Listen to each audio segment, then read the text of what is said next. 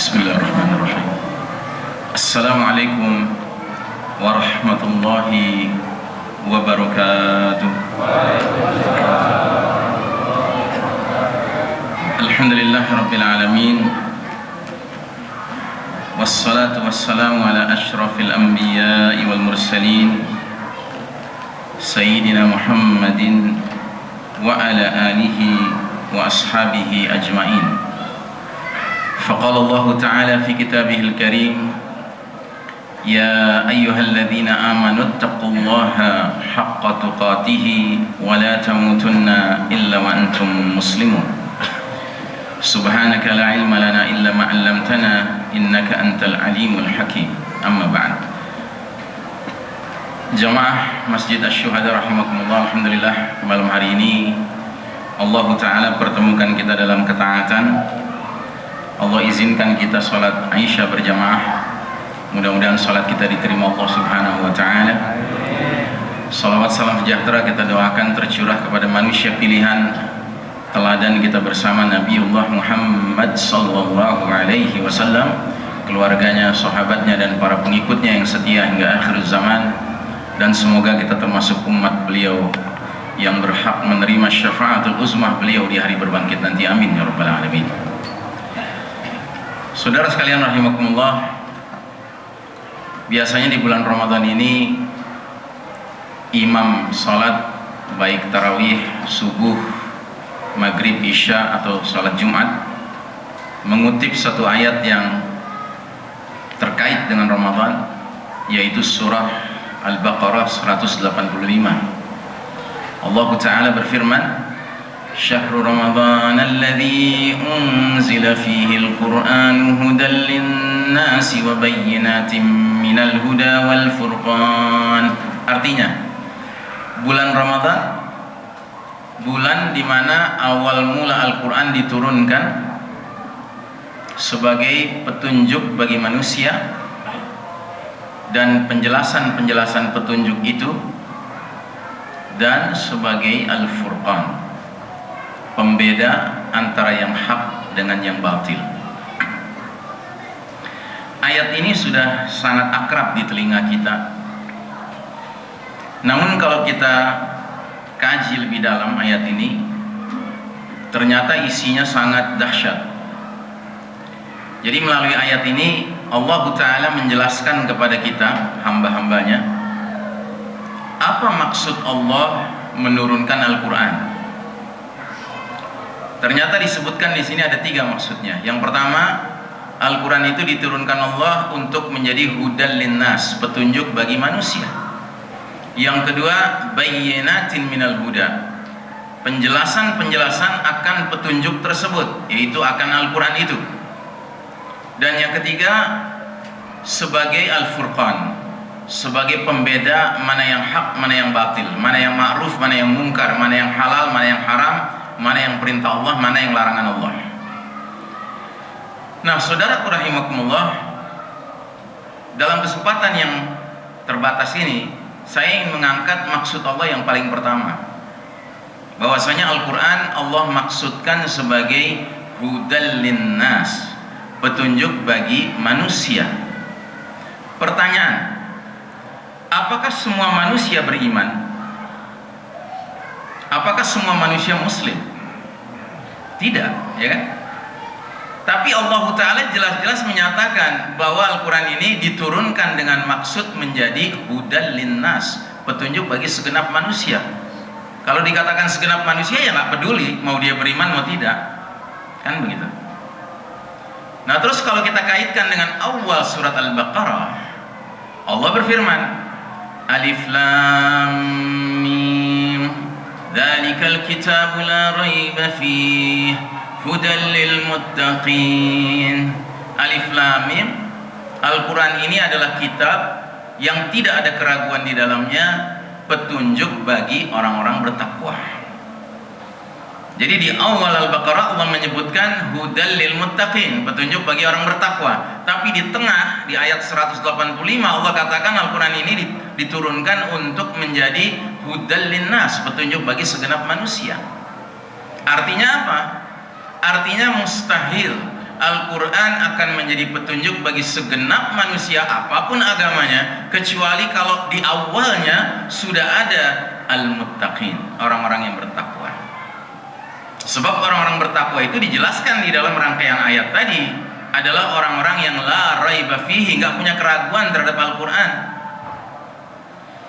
Nah, sementara di awal surat Ibrahim, yaitu ayat pertama, Allah Ta'ala berfirman, Alif Lam Ra, Kitabun anzalnahu ilaika litukhrijan nasa minadh dhulumati ilan nuri biizni rabbihim ila siratil azizil hamid. Artinya, Alif Lam Ra, kitab Al-Quran ini kami turunkan kepada engkau Muhammad sallallahu alaihi wasallam agar engkau mengeluarkan manusia dari gelap gulita menuju cahaya terang benderang dengan izin Rabb mereka, menuju jalan Allah Ta'ala yang maha perkasa lagi maha terpuji. Jadi ketika Al-Quran diturunkan kepada Nabi kita Nabi Muhammad sallallahu alaihi wasallam, masyarakat yang dihadapi oleh Nabi kita, baik itu Mekah tertentu khusus maupun Jazirah Arab secara umum, sedang tenggelam dalam zulumat, dalam kegelapan. Kegelapan apa? Zulumatil jahiliyah, kegelapan jahiliyah. Kata jahiliyah itu berasal dari kata al-jahlu yang artinya bodoh, ya. Tapi jangan salah. Jangan Anda pikir Nabi menerima Al-Quran di saat sekelilingnya orang bodoh semua. Tidak.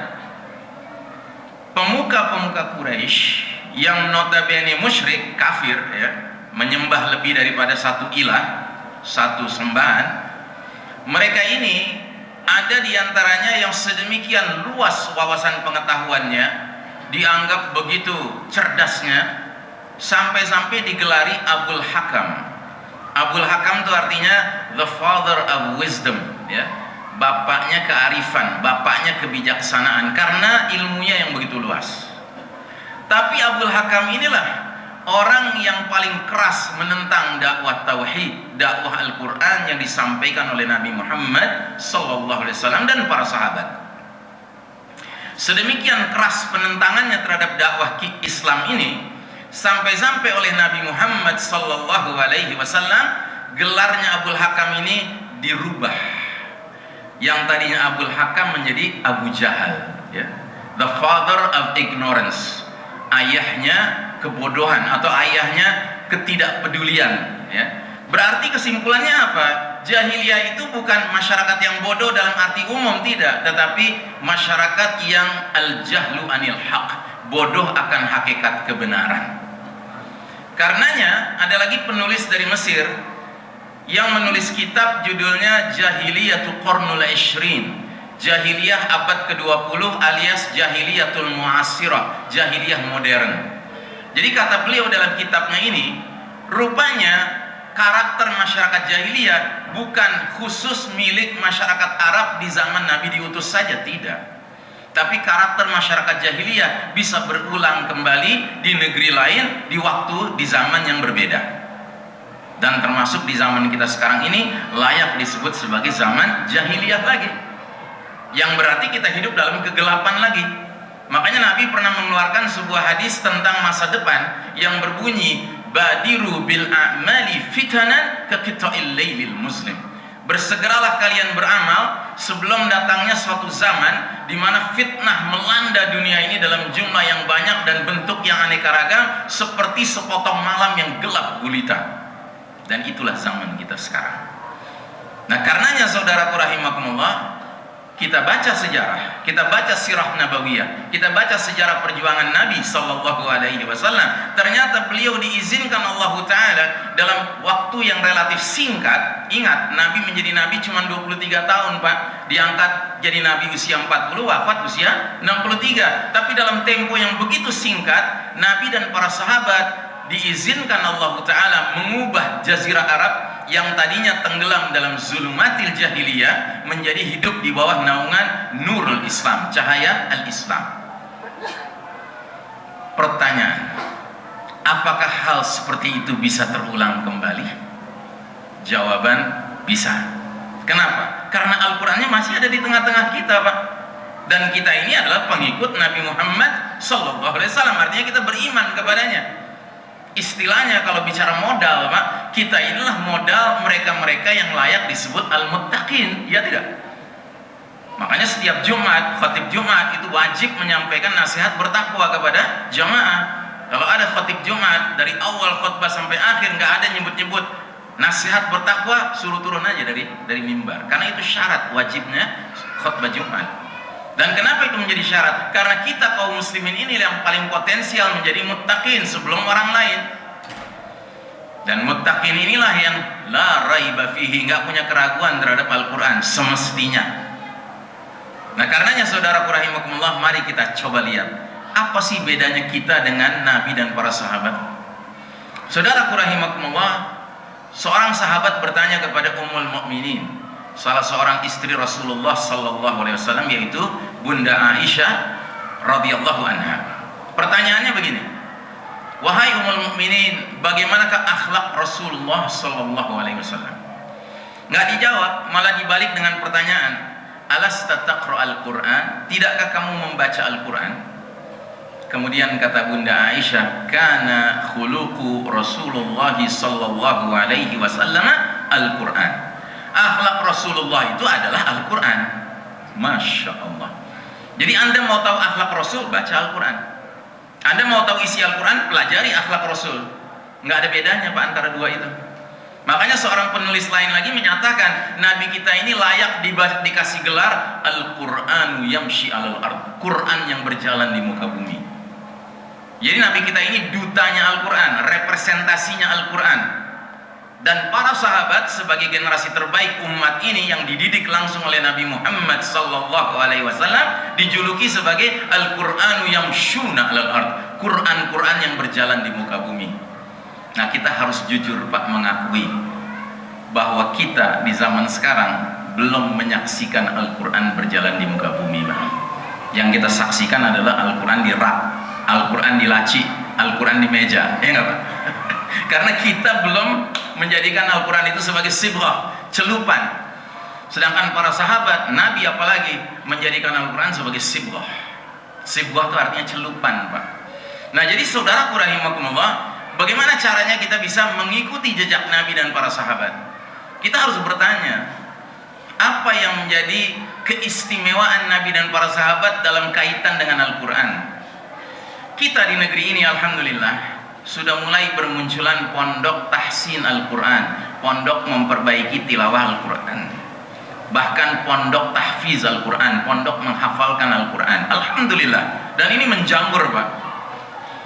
Cuman yang jadi pertanyaan kita, apa benar dengan rajinnya dan benarnya tilawah seseorang dan banyaknya hafalan seseorang serta-merta dia bisa menjadi sebab berubahnya masyarakat dari kegelapan menjadi cahaya? Apa benar dulu Nabi dan para sahabat cuma mengandalkan tilawah dan tahfiz? Kan tidak. Masih ada 3 lagi Pak urusan para sahabat dengan Al-Quran, urusan Rasul dengan Al-Quran. Yang 3 itu apa? Yang pertama tadabbur. Tadabbur itu artinya memahami isi Al-Quran Pak. Nah banyak di antara kita yang jujur saja belum mau melakukan upaya memahami isi Al-Quran. Dan biasanya alasan yang paling klasik adalah Ustadz mah enak ngerti bahasa Arab. Nah bagaimana dengan kita? Maaf, alasan seperti ini nggak bisa diterima. Kenapa nggak bisa diterima? Karena Allah yang bantah. Di dalam surat Al-Qamar ada 4 ayat di mana Allah ulang-ulang ayat ini, ayat 17, 22, 32, 40, bunyinya sama persis. Apa kata Allah? Walaqad yassarnal Qur'ana lidzikri fahal min muddakir. Artinya, sungguh kami telah mudahkan Al-Quran sebagai pelajaran. Adakah orang yang mau mengambil pelajaran? Jadi sama Allah Al-Quran ini sudah mudah Pak dipahami untuk dijadikan pelajaran. Yang jadi masalah adalah mau nggak kita. Nah karenanya saya menganjurkan, mari kita memastikan diri kita dan anggota keluarga kita semuanya setidak-tidaknya sekali dalam seumur hidup pernah membaca terjemahan Al-Quran dari Al-Fatihah sampai An-Nas Pak. Jangan ada di antara kita yang rajin mengkhatamkan Al-Quran dalam arti tilawah tapi nggak pernah mengkhatamkan sekalipun seumur hidupnya terjemahan Al-Quran, padahal kita nggak ngerti bahasa Arab. Anda tahu ada gurauan terkenal di tanah suci Pak tentang orang Indonesia. Gurauannya begini, orang Indonesia itu kalau udah nunggu qomat, azan berkumandang, itu langsung jadi tempat untuk sholat, tempat yang enak, strategis gitu. Nah sambil nunggu qomat, ngapain orang Indonesia? Tilawah Pak. Karena orang Indonesia itu terkenal rajin tilawah. Dan alhamdulillah banyak yang bagus tilawahnya. Nah itu orang Indonesia sering kali lagi tilawah, itu tanpa sadar ada orang Arab duduk di sampingnya menikmati tilawahnya Pak. Dan saking terharunya dia meneteskan air mata. Nanti begitu selesai ditutup Qurannya, dia tanya, dari mana? Dia bilang, ana min Indonesia, saya dari Indonesia. Wah tilawah kamu Masya Allah, saya sampai meneteskan air mata katanya. Anda ngerti yang Anda baca? Nggak ngerti. Nangis lagi dia. Tapi nangis kedua alasannya bukan terharu Pak, prihatin. Nah kita harus akhiri Pak gurauan ini. Dengan cara apa? Mari mulai sekarang kita rajin membaca terjemahan Al-Quran. Jadi saudaraku rahimakumullah, sampai Allah mengeluarkan ancaman. Kalau kita nggak mau tadabbur, ada ancamannya Pak. Ancamannya apa? Surat Muhammad ayat 24. Kata Allah Ta'ala, afala yatadabbaruna al-Qur'ana am ala qulubin aqfaluha. Apakah mereka tidak mau mentadabburi, memahami isi Al-Quran, ataukah hati mereka telah terkunci? Bayangkan ngerinya Pak kalau hati kita terkunci. Makanya di masyarakat bukan rahasia Pak, ada orang tilawahnya Masya Allah, hafalannya lumayan banyak, dikasih nasihat ngeyel Pak. Kenapa? Hatinya terkunci. Dia kira kewajibannya cukup selesai dengan tilawah dan menghafal Al-Quran. Nah ini yang ketiga. Yang keempat, kewajiban para sahabat dahulu terhadap Al-Quran adalah mereka tatbiq, mengamalkan apa yang mereka sudah fahami. Dan yang kelima, dakwah, mereka menyebarluaskannya. Otomatis Pak, kalau kita faham Al-Quran, kita amalkan, saat itu juga kita sedang berdakwah Pak. Karenanya wajar kalau mereka dapat julukan Al-Quranu yamshuna al-ard, Quran-Quran yang berjalan di muka bumi. Saya mengajak diri saya dan kita semua, mari kita menjadi calon-calon Quran yang berjalan di muka bumi Pak. Dan jangan berhenti untuk terus memahami Al-Quran. Dan Anda tahu di zaman kita sekarang alhamdulillah ada sekelompok manusia yang sedemikian akrabnya dengan Al-Quran sampai Allah kasih ujian yang begitu berat. Yang ujian itu bahkan karena mereka sabar menghadapinya telah menyebabkan banyak orang di barat sekarang ini mendapat hidayah masuk Islam. Siapa mereka? Saudara-saudara kita di Gaza Pak. Anda tahu saudara-saudara kita di Gaza Pak, masyarakat Gaza itu di setiap keluarga, setiap rumah minimal ada satu orang hafal 30 juz Pak. Minimal, seringkali 2 orang, 3 orang, 4 orang. Dan ini nggak pandang bulu Pak. Sampai ke lapisan mujahidinnya itu banyak yang hafal 30 juz Pak. Bahkan seperti Brigade Al-Qassam itu mensyaratkan yang boleh jihad di front terdepan menghadapi tentara-tentara negara haram Zionis Israel itu hanyalah yang hafal 30 juz. Kalau kurang dari 30 juz agak di belakang. Lebih kurang lagi lebih di belakang. Masya Allah. Anda tahu masyarakat Gaza ini setiap musim panas ya, itu mereka mengadakan selebrasi ya, haflah atau perayaan ya, wisuda orang-orang atau anak-anak muda yang hafal Al-Quran. Dan mereka bukan sekedar tilawah, bukan sekedar hafal, mereka mengamalkannya. Anda tahu kalau Anda lihat video-video tentang dokumentasi perang ya, itu mujahidin itu kalau sedang menembak tank-tank Israel itu mereka baca ayat Pak. Dan ayat yang paling populer adalah ayat Al-Anfal ayat 17. Wa ma ramaita id ramaita walakinnallaha rama. Artinya, bukan kamu yang melempar ketika kamu melempar, tetapi Allah lah yang melempar. Habis itu dia berdoa, ya Rabb sadid, ya Rabb sadid, ya Allah Rabb, tepatkan tembakanku, tepatkan tembakanku. Masya Allah. Karenanya sampai bulan Januari kemarin saja sudah 1000 tank yang hancur Pak. 1000 tank Israel. Dan Anda tahu satu tank Israel itu bisa memuat 10 personel ya, pasukan IDF. Yang berarti 1000 kali 10 sudah 10.000 yang tewas Pak. Tapi nggak pernah mau dipublikasikan oleh Israel. Kenapa? Karena Israel itu pertama tukang bohong, kedua jaim, jaga image. Tapi sebenarnya mereka sudah kalah jauh ya. Nah jadi saudara rahimakumullah, inilah tausiah kami malam hari ini. Mudah-mudahan yang sedikit ini bisa membawa kita untuk menyadari betapa pentingnya kita menjadikan masyarakat kita masyarakat yang Qurani, karena itulah solusi keluar dari kegelapan zaman yang penuh fitnah ini menuju kejayaan Islam kembali. Wassallallahu ala nabiyyina Muhammadin wa ala alihi wa sahbihi ajmain. Ramadan mubarak. Wassalamualaikum warahmatullahi wabarakatuh.